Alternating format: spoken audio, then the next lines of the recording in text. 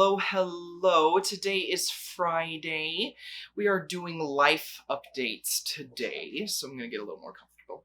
I always get a little more comfortable, which really isn't because this is a wooden chair. So, life updates. Thank you so much for coming and tuning into my personal life. I really appreciate you guys taking an interest in the things beyond my knitting, crocheting, and sewing. So, I'm just gonna jump right in. As of, let's see, today's Friday, and the 24th was Friday, so it's been 7 days beyond that. So I guess this is 97 days. I have been sober for 97 days. I have not had any alcohol. Yeah, that's a big deal for me. And I'm really, really proud of that. I didn't realize when I had made the decision to quit drinking that my life would change much. I expected a little bit, but I'm happier with who I am when I wake up in the morning. I'm happier with who I am and what I've accomplished when I go to bed at night. I can come to my mental illness and different issues with clarity now. I have better memory. Still not great. My family has a history of just poor memory, but my memory for what it is better. My creativity is up. My desire to create and work and to be present in a lot of the aspects of my life, that has increased tremendously. I'm very, very happy with my decision to quit drinking. And of course, I'm still seeing my psychiatrist and a therapist. And so everything about my life has gotten significantly better since I decided to quit drinking. But nobody told me that I would have nightmares that I had been drinking again. Like, I legitimately occasionally will have a nightmare where I wake up and go, oh my god, did I have alcohol? Which is an interesting turn of events. I did not expect that.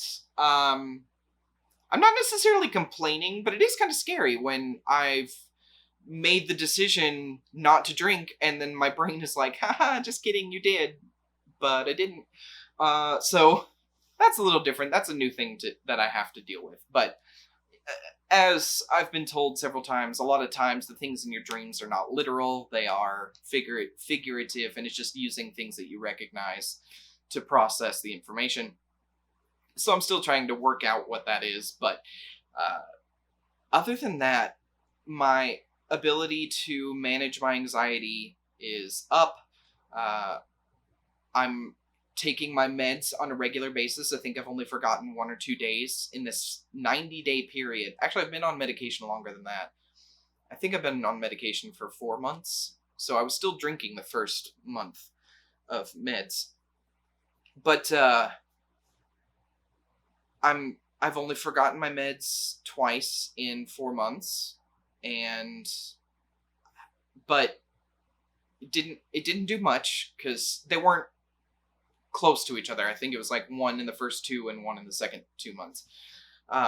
So things are just going really, really well on that front of deciding to quit drinking. And a lot of times I don't feel like I can brag or talk about myself in a way that's just because I never want to sound egotistical or sound like I'm trying to throw other people's experiences and make myself seem like I'm better than anybody else, because I'm not.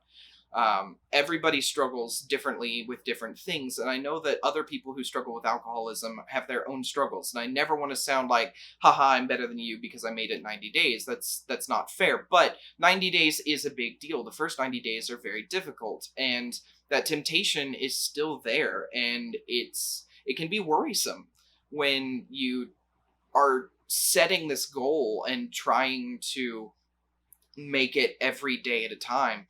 I think what really helps is that I'm not going out a lot. Most of my friends actually were like, I'm going to go stay with my parents while we're in quarantine or in lockdown or whatever. So a lot of my friends are out. I'm not going into the office. So, we're not doing anything that isn't essential. So I'm not driving by liquor stores. But I think that has helped with the first 90 days, which is if I don't need it, I'm not going to go get it. And by not having any alcohol in the house and not feeling like it's a trip that I can make or should make, it really has helped, out of sight, out of mind. And I know that's going to change as things begin to open up more, even though that doesn't look like that trend is happening anytime soon. But I think this period of time has really helped in getting through that first 90 days. So I'm looking forward to continuing this journey. And like I've said in a previous video, abstinence for the rest of my life is not the goal. The goal is to get to a point where I can manage my mental illness and I can manage my behavior and that I can make strong and precise choices to moderate and to know when enough is enough. And I don't think I'm at a point yet where I can make smart decisions about my drinking. So I will continue to abstain until I feel like I've reached a point where I can make smart choices. And because later in life, I would like to be able to go out to a nice restaurant with friends and family and have a glass of wine with dinner. I would like to be able to do that and know that I can do it responsibly. So that is the ultimate goal. I don't want to abstain forever. I just want to make sure that I'm able to make smart decisions when I do resume consuming alcohol. And I want to make sure that I can moderate and that I can make smart decisions about when, where, and how often. So yeah, that's the ultimate goal. And I'm really happy with where I am on this journey. If it takes me 10 years to get to a point before I feel like I can have another sip of alcohol, then so be it. I'm not upset about that at all. This goal does not have a set date of when I want to start. This goal is the end view, but the experiences and the time it takes to get there are dependent on me in this moment. So I have a goal, but I don't have a set time for it. And I think that's important because right now it's about managing me. And that's what I'm going to focus on. In terms of other life updates, I had this written down. Oh, right. So as I mentioned in my sewing videos and in the previous podcast where I've been doing a lot of digital art, I kind of want to continue with that. I'm not a great artist. I don't draw very well. My art tends to be very tactile with knitting and crochet and yarn dyeing. I don't have a great eye for color. I don't have a great eye for fashion. In fact, most of the time, I'm not even sure the clothes I'm wearing are a good fit. But yeah, I want to continue with the digital art. I think there's a lot of things that I'm learning about color and about balance and visual aspects of art just by doing art. It actually helps a lot with yarn dyeing. So if I'm trying to combine colors, I can look at things and go, I don't want to put too much of this color because then it'll get rid of this color. The balance maybe is I need 75% of this and 25% of this because this color is very strong. And if I have too much of it, it's going to overpower and that's going to be all you're going to see. So I'm learning a lot about color by doing all this digital art, but I'm also finding that it's really fun and soothing. And everything that I create digitally, I find that I'm like, I would really love to have this as a print or a postcard or maybe a canvas, something that I can display and be proud of. But when I think about that, I'm also kind of thinking, this would be fun to just like make available to other people, or to just kind of have as a print on demand thing. There's a few companies that actually link with Shopify and Etsy, so that if you were to buy a digital art print, it goes directly to this print on demand company. They print it and send it directly to you, so I don't have to worry about it. Do I have a printer or a machine or the materials necessary to do this? You know, you pay me, I pay them, they ship it to you. So yeah, I don't know.